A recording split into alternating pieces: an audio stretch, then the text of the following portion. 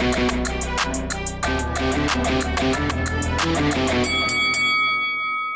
guys, welcome to Boxing Squared for boxing news and views from around the internet. The Deontay Wilder and Tyson Fury pay-per-view rematch looks to have done a big pay-per-view number. Mike Coppinger reporting that it's at least 800,000 buys in the United States. So I'll get to his tweet and then a few thoughts, because in my view, it's a very good result, very solid. And on 800,000 buys alone in the United States, that's $64 million at $80 per pop per pay-per-view. Remembering there will be more streams of income from this fight than just that $64 million. And if it's 850,000 or higher, then obviously it goes up. So Coppinger sources the rematch between Deontay Wilder and Tyson Fury generated in the neighborhood of approximately 800 to 850,000 pay-per-view buys in North America.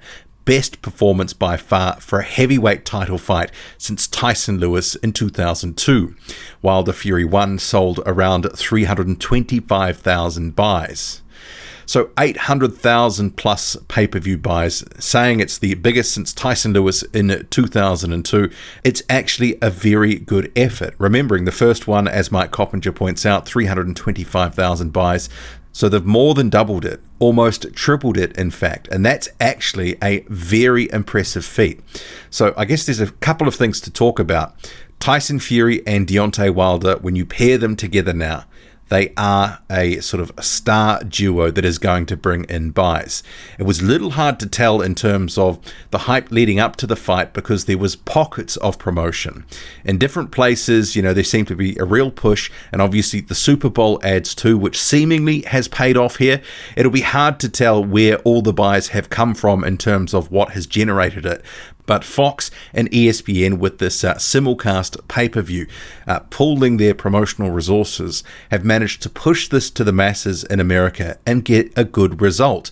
So even though this hasn't been done for some time in terms of a fight this big, it shows it can be done, and it shows that it could be done again for a super fight if there is to be one in the distant horizon.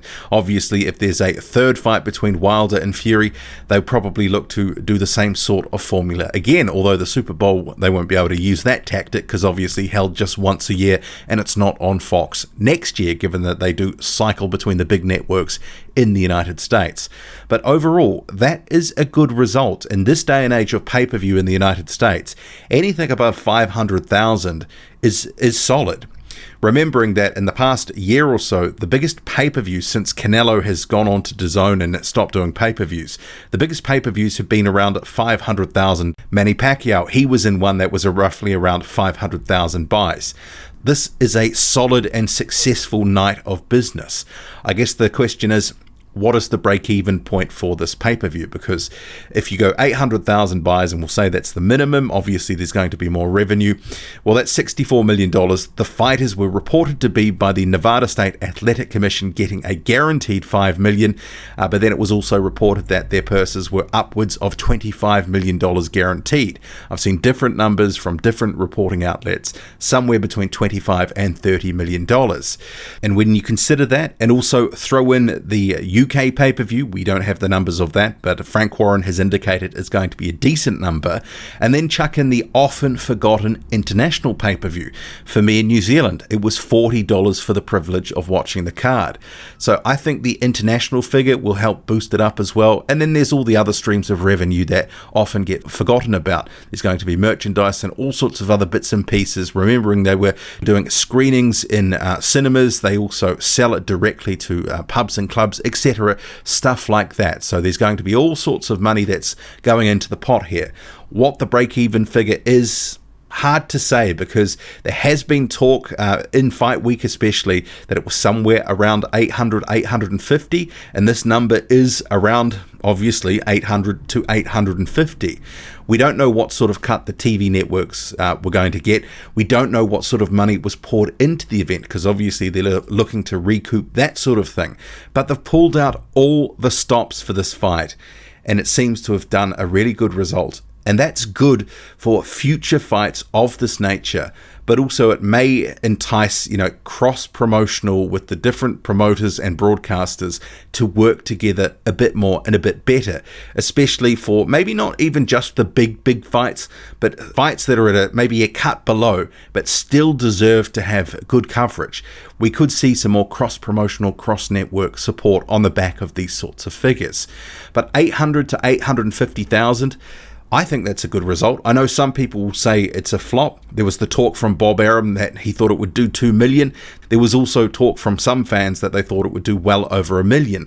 But in this day and age of a pay-per-view in the United States, against other numbers and fights like I've talked about earlier with names in the sport like Pacquiao. But yeah, I guess on the back of this, you have to say the star power of Deontay Wilder and Tyson Fury has gone up. And the obvious question to ask now is, if there is a third fight and they look to do it in the United States, run it back in Las Vegas, what would that do?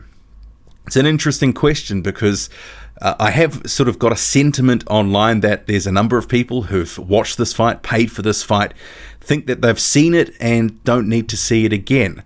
So would it be likely that a third fight would do lower numbers?